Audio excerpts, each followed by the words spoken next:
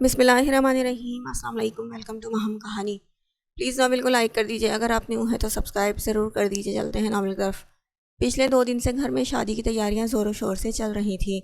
हसन साहब भी फरिया बेगम को लेकर वहां आ गए थे। हसन साहब को अब अपनी गलती पर पछतावा था। वो इतना समझ गए थे कि जो कुछ भी हुआ था इसमें उनकी भी इतनी ही गलती थी जितनी सलमान साहब की। जाना, इशाल और जर्श तो कई बार शॉपिंग पर जा चुकी थी, जबकि हमना के लिए तो नामुमकिन था कि वो गाड़ी की चेहरा भी देख ले। उस्मान का कहना था कि वो उसे लाहौर से यहाँ ले आया, यही बहुत है, और अगर उसे कुछ चाहिए तो उस्मान पूरी की पूरी मार्केट ही घर मंगवा लेगा। लेकिन हमना ने कहा था इसकी ज़रूरत नहीं, उसकी ज़रूरत की हर चीज़ जाना ले आएगी। उस्मान को इतना तकल्लुफ़ करने की कोई ज़रूरत नहीं। अभी भी जाना और इशाल की शॉपिंग पर जाने के बाद हमना सजावट और तैयारियों पर ध्यान दे रही थी। इतनी जल्दी की शादी की तैयारियां करना काफ़ी मुश्किल था। अभी भी वो सब मिलकर इशाल के निकाह के लिए तैयार हो रहे थे। ऑफ वाइट भारी काम वाले गरारे कुर्ती और दुपट्टे में मलबूस पॉलर वाली के नफासत से किए गए मेकअप और सुनहरी ज्वेलरी पहने इशाल हद से ज़्यादा प्यारी लग रही थी, खूबसूरत लग रही थी। जर्श ने इशाल को देखकर सीटी बजाई तो सबने हैरत से जर्श की तरफ देखा। क्या ये भी ऐसे करती थी? इस बात पर इशाल भी हंस दी। लिटिल डॉल, ऐसा तो मैं दुल्हन बन के भी कर सकती हूँ। इशाल ने इतना कहकर अपने होंठ गोल किए और जर्श को देखते हुए सीटी बजाने लगी। जर्श, जाना, हमना तीनों ने एक जैसे कामदार सफ़ेद रंग की कुर्ती और कैपरी पर लाल दुपट्टे लिए हुए थे और वो तीनों ही नज़र लग जाने की हद तक प्यारी लग रही थी। चलो अब दुल्हन को लेकर चलते हैं, इससे पहले कि साद भाई खुद ही यहाँ आ जाएं। साद के जिक्र पर ही जर्श का मुंह बन गया था। सब लोगों ने उसे समझाकर साद के बारे में बदगुमानियाँ दूर करने की बहुत कोशिश की थी। साद ने भी कई मरतबा जर्श से माफ़ी मांगी थी, लेकिन जर्श अभी भी साद से कुतराती ही थी। माशाअल्लाह, मेरी बेटियां कितनी प्यारी लग रही हैं। फातिमा बेगम ने कमरे में आकर सबको देखा तो मुस्कुराकर उनके पास आई और बारी बारी सबका माथा चूमा। सबसे ज़्यादा मैं प्यारी लग रही हूँ ना? जाना ने अपना दुपट्टा अदा से लहराते हुए पूछा। बिल्कुल भी नहीं, सबसे ज़्यादा मैं प्यारी लग रही हूँ, जर्श ने फ़ौरन कहा था। फातिमा बेगम जर्श और जाना को 6 साल पहले की तरह नोक-झोंक करते देखकर नम आंखों से मुस्कुरा दी। उन्हें समझ में नहीं आया था किस तरह से वो अपने रब का शुक्र अदा करें। उन्हें आज तो सबसे ज़्यादा प्यारी हमारी प्यारी सी दुल्हन लग रही है। फातिमा बेगम ने बहुत मोहब्बत से इशाल के सर पर हाथ रखा तो इन तीनों ने फातिमा बेगम की बात से मुत्तफ़िक होते हुए हाँ में सर हिलाया। लेकिन इशाल के बात में सबसे ज़्यादा प्यारी लग रही हूँ। जर्श की बात पर सभी कहकहा लगाकर हंसे। अच्छा चलो अब देर हो रही है, निकाह के बाद फिर रात को मेहंदी की तैयारियां भी तो करनी है ना। फातिमा बेगम ने बहुत मोहब्बत से इशाल को खड़ा किया और अपने साथ उसे बाहर ले आई, जहां साथ भी ऑफ वाइट कलर की शेरवानी पहने सोफ़े पर बैठा था।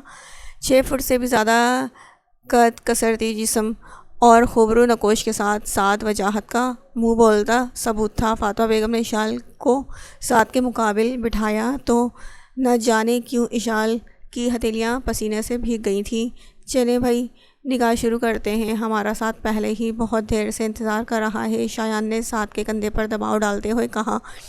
उस्मान, वजदान और शायान भी काले रंग की शेरवानियों में इंतहाई ज़्यादा खूबसूरत नज़र आ रहे थे, लेकिन उस्मान और वजदान का सारा ध्यान तो खिलखिलाकर आपस में बातें करती जर्श और हमना पर था, जबकि शायान ने तो फ़ौरन जाना को अपने करीब किया था। निकाह ख्वाह ने अल्लाह का नाम लेकर निकाह पढ़ाना शुरू किया।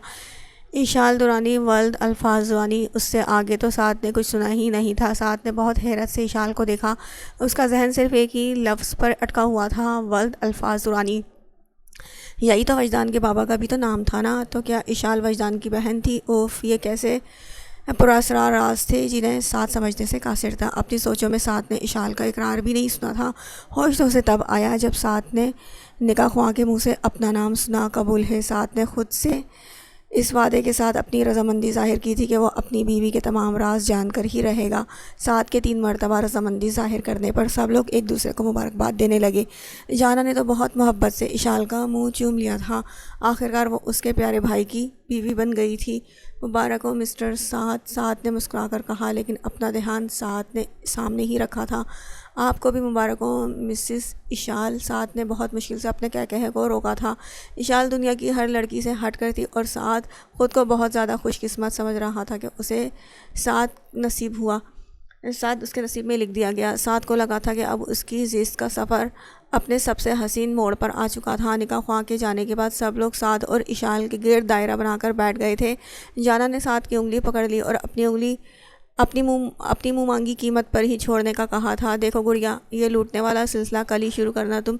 जाना ने फ़ौरन इनकार में सर हिलाया तो फिर अपनी उंगली भूल जाएं आप। सब लोग जाना की मासूम बात पर हंसने लगे थे। मेरे पास मेरा वॉलेट नहीं, साथ ने बहाना बनाया। मैं ले आती हूँ। जर्श इतना कहकर जल्दी से उठी और सीढ़ियाँ चढ़ते हुए साथ के कमरे की तरफ बढ़ी थी, लेकिन तभी किसी ने अचानक उसको कलाई से पकड़कर एक कमरे में खींचा और साथ ही दरवाज़ा बंद करते जर्श को दरवाजे के साथ लगाकर उसके गिर्द अपने हाथों का हसार बनाया था। जर्श ने एक पल को सहम कर अपनी आंखें मीच ली, लेकिन फिर वजदान की मखसूस महक को महसूस करके अपना मुंह बसोरा। इतने दिन से मुझसे छुपती क्यों फिर रही हो? वजदान ने उसके करीब होते हुए सवाल किया। जर्श की धड़कन तेज़ हुई थी। हाँ, हाशिम बाबा ने मना किया था आपसे बात करने के लिए। वजदान ने मुस्कुराकर उसके हसीन चेहरे को देखा।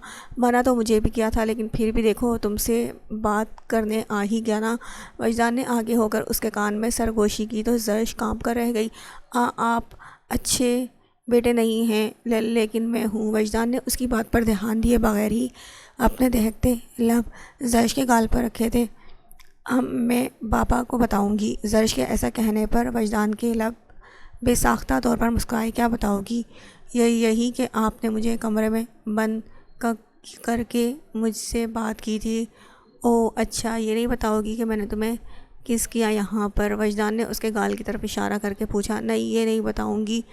आपकी तरह नहीं, मैं अच्छी लड़की हूँ। वजदान ने इस बात पर क्या कहा लगाया था।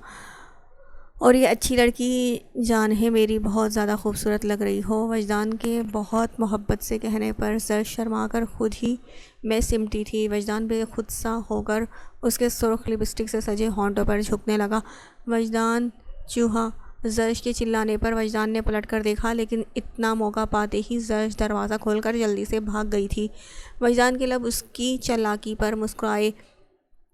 सिर्फ कल तक की बात है नूर खान, फिर मुझसे दूर कभी भी नहीं जा सकोगी तुम। रात होते ही मेहंदी की तैयारियां अपने अरूज पर पहुंच चुकी थी। पूरी हवेली को दुल्हन की तरह सजाया गया था। सुबह लॉन में बेतहाशा फूलों से सजावट की थी। वसी लॉन में फूलों से बेतहाशा सजावट की गई थी। सजावट पर फूलों से सजे 2 झूले पड़े थे। पहले झूले पर सुर्ख डेकोरेशन वाली जगह पर बहुत जाज़िब नज़र लग रहे थे। मेहमान भी आ चुके थे। इशाल और जर्श को तैयार करने में पार्लर वाली ने अपनी जी जान लगाई थी और अब वो हमना और जाना को तैयार कर रही थी। हल्के पीले रंग के लहंगे में जर्श आसमान से उतरी परी ही लग रही थी। ज़्यादा खूबसूरत तो जर्श तब लगती थी जब वो चहकते हुए घूमकर इशाल को दिखा रही थी।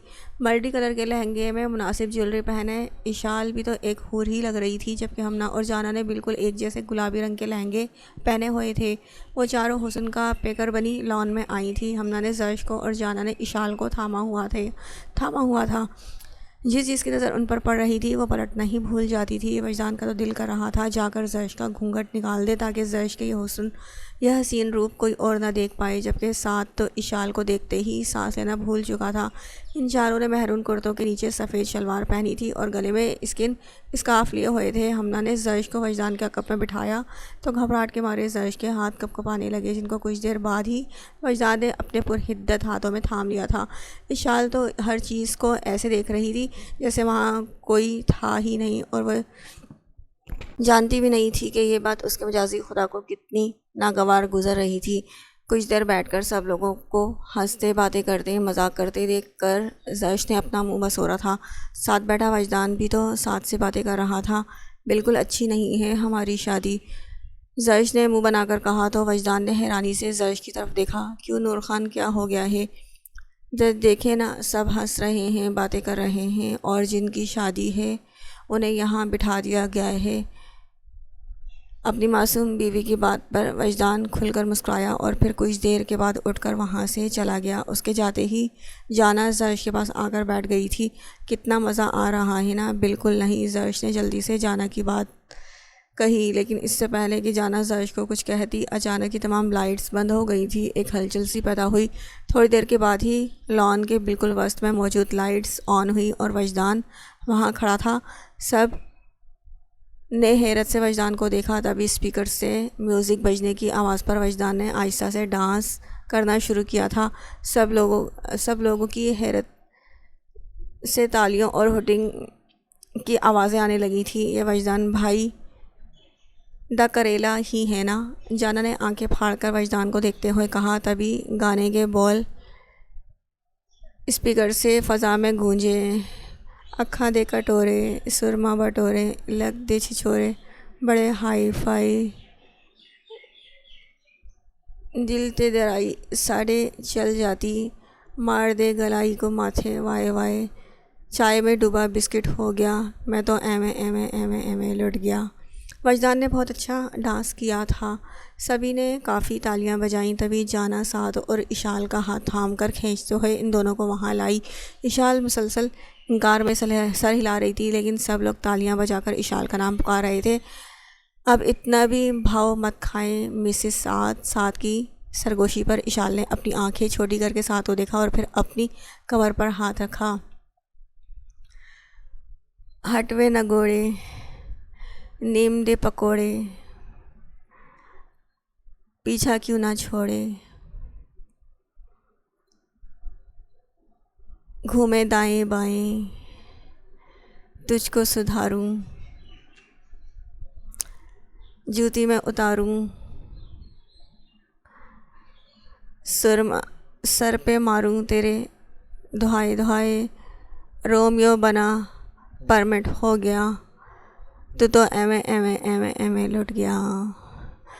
सब लोगों ने हंसते हुए तालियां बजाकर होर्डिंग करके इशाल को दाद दी। इशाल ने एक अदा से साथ को देखा। तभी दरमियान में शायान जाना का हाथ पकड़कर आया और उसे अपने साथ घुमाने लगा। जाना भी खुशी से चहक रही थी। बालों को मैं सेट की था जेल मल के छाती चौड़ी डोले शोले डंड बैल के कुड़िए हराया तूने चाल चल के बातों वाली बास्केटबॉल खेल के। जाना भी मुस्कुराते हुए कमर पर हाथ रखकर शायान का डांस में साथ देने लगी।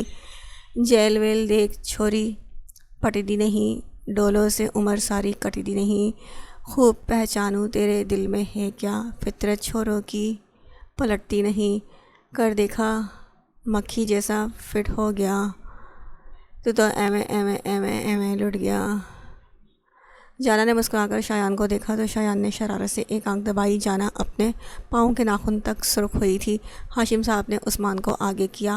पहले तो उस्मान ने खूब मुज़ाहमत की, लेकिन हमना के प्लीज़ कहने पर उस्मान मुस्कुराकर खुद ही दरमियान में आ गया और म्यूज़िक पर डांस करने लगा। ओ मैं तो एवे एवे एवे एवे एवे एवे लुट गया। जाना ने हमना को आगे किया। हमना ने मुसलसल इनकार में सर हिलाया और वापस जाने लगी। उस्मान ने हमना की कलाई थाम कर उसे रोका। उस्मान की सरगोशी करने पर हमना ने शर्मा कर सर झुकाया, फिर अपना हाथ उस्मान के सीने पर रखकर उसे हल्का सा धक्का दिया। क्यों मेरी गली में आके वेट करता हरकतें डाउन मार्केट करता देखो जो हटा के खिड़की दा पर्दा सीटीवीटी मारा करदा। हमना ने अपने माथे पर हाथ मारकर डांस करते हुए ख़त्म किया, लेकिन अचानक ही उस्मान ने उसे अपनी तरफ खींचा। छट एटीट्यूड कभी मान कुड़िए ब्लैंक चेक दे दूँ या ते जान कुड़िए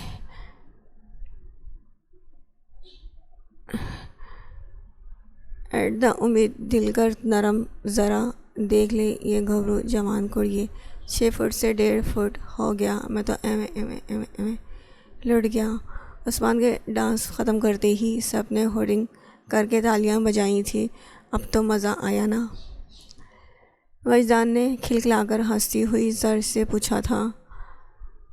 हाँ हाँ बहुत ज़्यादा, थैंक यू सो मच, जर्श ने चहकते हुए कहा और उसके चेहरे की खुशी ही वजदान के लिए सब कुछ थी। यूँ ही हंसते खिलखिलाते रात गुजरने लगी। बहुत अरसे के बाद उनकी ज़िंदगी में खुशियाँ लौटी थी।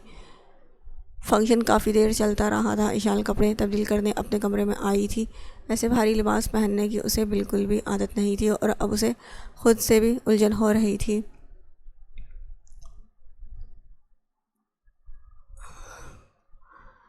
उसने बेचैनी से अपनी ज्वेलरी और दुपट्टा उतार कर बेड पर फेंका और फिर अपने हाथ पीछे ले जाकर कुर्ती की डोरियां खोलने की कोशिश करने लगी। डैम यार, जानू को साथ लाना चाहिए था, इशाल ने उलझन से कहा, लेकिन तभी किसी ने उसकी कुर्ती की डोरी को खींचकर खोल दिया। इशाल घबराकर पलटी तो उसकी नज़र शरारत से मुस्कुराते हुए साथ पर पड़ी। ये क्या हरकत थी एजेंट जी, शर्म नहीं आती आपको इस तरह से आधी रात को एक मजलूम बेसहारा लड़की के कमरे में आकर उसे परेशान करते हुए? इशाल ने मसनूई गुस्से वाला मुंह बनाकर कहा। अचानक ही साथ ने उसकी नाजुक कमर में हाथ डालकर उसे अपने करीब खींचा था। इशाल की सांस उसके हलक में अटकी थी। ये मजलूम बेसहारा लड़की मेरी बीवी है, जिसके वजूद पर पूरा पूरा हक हासिल है, साथ ने बहुत इस्तेकाक से कहा। इशाल की नज़रें खुद ब खुद झुक गई थी। सारे हक आपको कल हासिल होंगे, आज नहीं। तमाम हक तो तभी हासिल हो गए थे जब तुमने 3 बार कबूले कहा था। साथ ने झुककर उसके कान में सरगोशी की थी। देखें एजेंट जी, अपनी ये छिछोरी हरकतें कंट्रोल में रखें, वरना। इससे पहले कि इशाल कुछ और कहती, साथ ने उसके होंठ को अपने लबों की गिरफ्त में ले लिया था। इशाल ने मचलकर ख़ुद को छुड़ाने की कोशिश की, लेकिन पकड़ बहुत मजबूत थी। न जाने कितनी ही देर साथ उसके नाजुक लबों पर झुका खुद को सिराब करता रहा था। अचानक ही इशाल ने अपनी पूरी ताकत लगाकर साथ को धकेलकर खुद से दूर किया और गहरी सांस भरने लगी। छिछोरे एजेंट, इशाल ने अपना मुंह दूसरी साइड करके कहा। साथ की कुर्बत में उसका घबराहट के मारे बुरा हाल हो रहा था। इतना तो वो कभी बंदूक चलाते हुए भी नहीं घबराई थी। इशाल को खुद पर गुस्सा आया था, वो क्यों झुक गई साथ के आगे। उसने खुद से वादा किया था कि कभी किसी मर्द के आगे नहीं झुकेगी। खुद पर काबू पाते ही इशाल तेज़ी से पलटी और अपने हाथ का मुक्का बनाकर साथ के चेहरे पर मारने लगी, लेकिन साथ ने भी इतनी ही तेज़ी से उसका हाथ हवा में थाम लिया था। क्या बात है, दोनों बहन भाई ही एक जैसे हो, ख़तरनाक। आखिर क्या ऐसा क्या है इस दुरानी खून में? साथ ने उसका हाथ खींचकर वापस उसे अपने करीब किया। इशाल ने अपनी हरी आंखें छोटी करके साथ को देखा। कब से जानते हैं आप वजदान भाई हैं मेरे? इशाल के सवाल पर साथ मुस्कुराया। हमारे निकाह के वक्त से, साथ ने इंतहाई मोहब्बत से कहते हुए उसके चेहरे से बाल हटाए। इशाल की नज़रें झुक गई, मगर उसने सटपटाना बंद नहीं किया। अपने महबूब के सामने झुक जाना कमज़ोरी की नहीं, ताकत की अलामत होता है। इशाल, जैसे ही तुम्हारी मोहब्बत में मुकम्मल तौर पर झुक चुका हूँ। इशाल, जैसे मैं तुम्हारी मोहब्बत में मुकम्मल तौर पर झुक चुका हूँ। इशाल साथ की आंखों में मौजूद मोहब्बत में खो गई थी। मैंने खुद से वादा किया था कि कभी किसी के सामने नहीं झुकूंगी। इशाल की सब आंखें आंसुओं से भर गईं। साथ ने बहुत अकीदत से इन नम आंखों को चूमा। तो मत झुको मेरी जान, कभी भी मत झुकना। मुझे भी तो तुम्हारी इस मजबूती से ही मोहब्बत हुई है। मैं कभी भी नहीं चाहूँगा ये मजबूती कभी भी कम हो। साथ की बात पर इशाल ने अपनी नज़रें झुका ली। दुख मुखलिस इंसान के सामने बांटने से कम हो जाता है, जानती हो क्यों? क्योंकि आपसे मोहब्बत करने वाले के लिए आपकी तकलीफ़ अपनी तकलीफ़ से बढ़कर होती है। इशाल अब बाकायदा तौर पर रोने लगी थी। वो जानती थी कि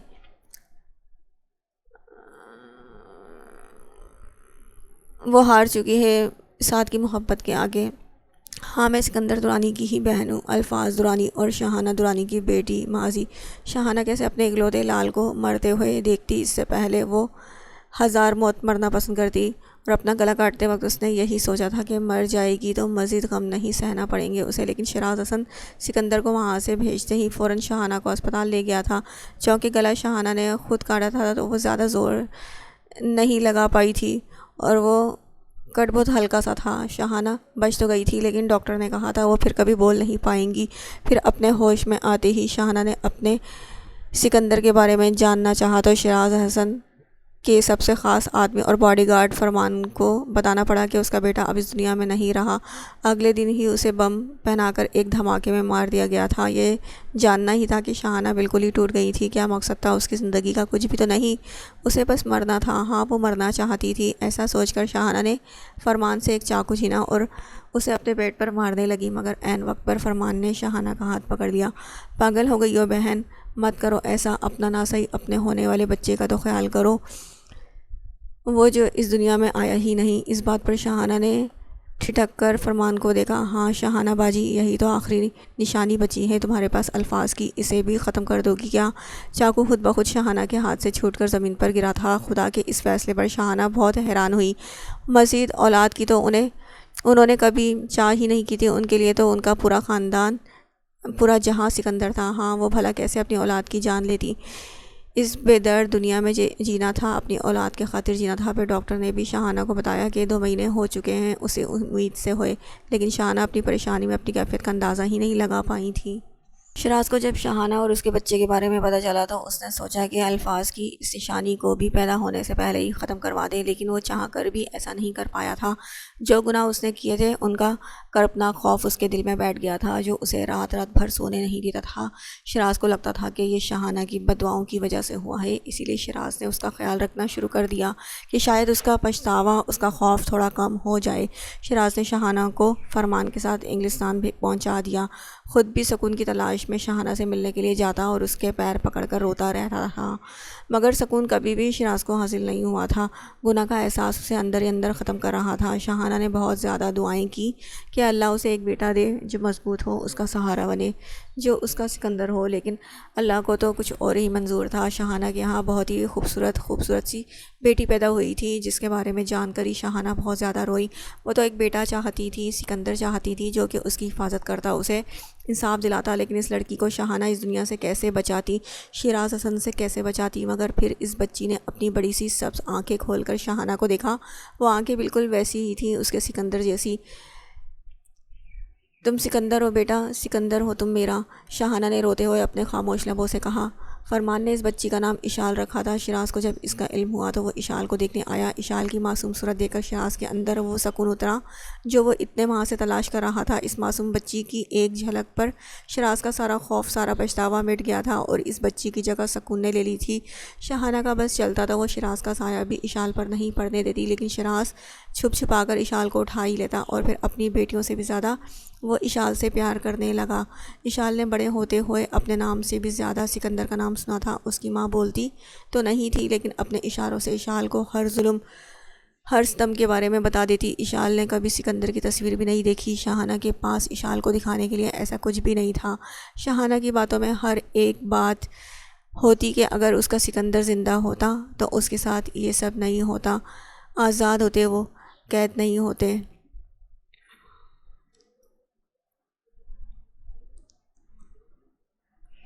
इशाल को शिराज से काफ़ी मोहब्बत थी, क्योंकि शिराज जब भी इंग्लिस्तान आता तो इशाल को बहुत ज़्यादा प्यार करता, उसे घुमाने ले जाता, जिसकी इशाल को बिल्कुल भी इजाज़त नहीं थी। उसको तो टीचर्स भी घर ही पढ़ाने आते थे, मगर एक दफ़ा शिराज आया तो उसके बुलाए बगैर इशाल उसके पास गई और अपनी सब्ज़ आँखों से उसे घूरने लगी। इन सब आंखों में गुस्सा और बहादुरी देखकर शिराज को सिकंदर याद आया था।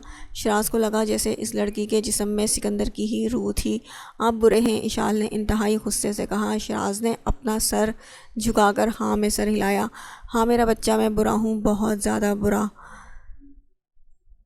शिराज की आवाज़ में गम और पछतावा था, लेकिन अब क्या हो सकता था। आपने मेरे भाई को मारा। इशाल के सवाल पर शिराज का सर मज़ीद झुका। आहिस्ता से शिराज ने हाँ में सर हिलाया। मैं बड़े होकर आपको मार दूंगी। इशाल की बात पर शिराज ने अपना सर उठाकर इशाल को देखा। इन सब आँखों में बहुत ज़्यादा बहादुरी थी, बिल्कुल सिकंदर की तरह। इशाल सबसे ज़्यादा अपनी माँ और फरमान के करीब ही रही थी, क्योंकि सबसे ज़्यादा वक्त वो उन दोनों के साथ ही गुजारती। इशाल 2 साल की हुई तो शिराज की पूरी फैमिली एक कार एक्सीडेंट में मारी गई थी। शिराज उस वक्त इन लोगों के पास था। शिराज को जैसे ही ये खबर मिली, वो शाहाना और इशाल को वापस पाकिस्तान ले आया और उसकी बीवी बच्चों की ये हालत हो गई थी कि उनकी लाश तक पहचानने के काबिल नहीं रही थी। वो पूरी रात शिराज शाहाना के कदमों में बैठकर रोता रहा, अपने गुनाहों की माफ़ी मांगता रहा था और शाहाना मुर्दा आंखों से उसे देखती रही थी। अगले ही दिन शिराज ने एक फ़ैसला किया। उसने अल्फाज दुरानी के बर्बाद होने पर उसकी कंपनी के जो शेयर्स ख़रीदे थे वो साथ ही साथ अपनी भी तमाम जायदाद इशाल के नाम कर दी। शिराज नहीं चाहता था अगर उसे कभी कुछ हो जाए तो इशाल और शाहाना दर बदर की ठोकरें खाएं। उन्हें पाकिस्तान आए 1 हफ़्ता हो गया था और अगले दिन ही शिराज इशाल और शाहाना को लेकर इंग्लिस्तान वापस जाना चाहता था, लेकिन उसी रात कुछ लोग उनके गार्ड्स को मारकर घर में दाखिल हुए। शाहाना ने सहम कर इशाल को खुद में भेजा था। कैसे हो शिराज हसन? इस गैंग के लीडर ने शिराज को गिरबान से पकड़कर पूछा। शिराज की रूह तक काम गई थी, लेकिन शाहाना हैरत से इस 30 साला लड़के को देख रही थी। वो कैसे ना पहचानती इसे, वो इसका रुमानी तो था। शाहाना इशाल को छोड़कर भागकर रोमान के पास गई और उसके सीने से लगकर फूट फूट कर रो दी। उसका एक बेटा जिंदा था, रोमान जिंदा था। शाहाना को उम्मीद नज़र आई। रोमान ने हैरत से शाहाना को देखा। वो नहीं जानता था कि शाहाना आज तक जिंदा थी। कहाँ थे तुम लोग? कहाँ थे तुम रोमान? इतना कुछ हो गया हमारे साथ। मेरे सिकंदर को मार दिया उन्होंने। रोमान, तुम्हारे भाई को मार दिया। रोमान ने हैरत से शाहाना को इशारा करते देखा। फिर उसकी नज़र कमरे के कोने में खड़ी इशाल पर पड़ी थी। देखो, वो इशाल है रोमान, तुम्हारी बहन। इशाल, ये भाई है आपका। शाहाना ने बेचैनी से इशारा किया। रोमान चलकर इशाल के पास आया और फिर अपने घुटने पर बैठकर इशाल की आंखों में झांका। इशाल को न जाने क्यों वो शख्स सही नहीं लगा था, इसीलिए अपनी आंखों को ख़तरनाक करके वो रोमान को घूरने लगी थी। तुम इशाल दुरानी हो? रोमान ने एक अब्रू उचकाकर सवाल किया। मैं सिकंदर हूँ, इशाल ने बहुत बहादुरी से दांत पीसकर कहा। रोमान को उसकी आंखों से वहशत होने लगी थी। वो बिल्कुल सिकंदर की जैसी थी और रोमान को सिकंदर की याद दिला रही थी। क्या कहा तूने? रोमान ने गुस्से से इतना कहकर इशाल की नाजुक गर्दन को पकड़ा और उसे ज़ोर से दबाने लगा। इशाल उसकी पकड़ में मचलने लगी, लेकिन वो नाजुक सी बच्ची कर भी क्या सकती थी। शाहाना हैरानी और परेशानी से रोमान के पास आई और उसे इशाल से दूर हटाने की हर मुमकिन कोशिश करने लगी। रोमान ने एक झटके से इशाल को धक्का दिया और उठ खड़ा हुआ। लड़की है तो कमज़ोर है, समझी? एक लड़की कुछ भी नहीं कर सकती। लड़की है तू, कमज़ोर है, समझी? एक लड़की कुछ भी नहीं कर सकती सिवाय रोकर बद्दुआ देने के। जूती है तू पाँव की। रोमान ने इतना कहकर अपने भारी बूट से एक ज़ोरदार ज़रब इशाल के पेट में मारी। शाहाना रोमान के आदमी की पकड़ में रोते हुए मचल रही थी, लेकिन रोमान किसी की परवाह किए बगैर इस छोटी सी बच्ची को मार रहा था। तीसरी ज़रब पर ही इशाल बेसुध हो गई, लेकिन वो बेहोश नहीं हुई थी। रोमान शाहाना की तरफ पलटा। आपको क्या लगता है आपके सिकंदर को इन्होंने मारा था? हाँ हाँ हाँ हाँ, लेकिन नहीं। फिर इशाल ने एक फ़ैसला किया। उसने आरबी को नेस्तनाबूद करने का सोच लिया था। मगर भला एक लड़की ये सब कैसे कर सकती थी? एक लड़की नहीं, लेकिन सिकंदर तो कर सकता था। तभी इशाल ने सिकंदर बनकर एक आदमी को मार डाला, जिसने एक लड़की का रेप करके बहुत बेरहमी से उसका गला दबाकर मार दिया था, लेकिन अपने असर और शौक की वजह से बच गया। और यह सिलसिला इशाल ने कायम ही रखा। वह पहले बहुत अच्छी तरह से छानबीन करके अपने शिकार के तमाम मामलात इकट्ठे करती, उसकी खामियां और कमज़ोरियां जानकर फिर इन पर हमला करती। सिकंदर के नकाब के पीछे से एक लड़की की आवाज़ सुनकर सब लोग हैरान होते, लेकिन अपनी हैरानी किसी को बताने के लिए वो ज़िंदा ही नहीं रहते थे।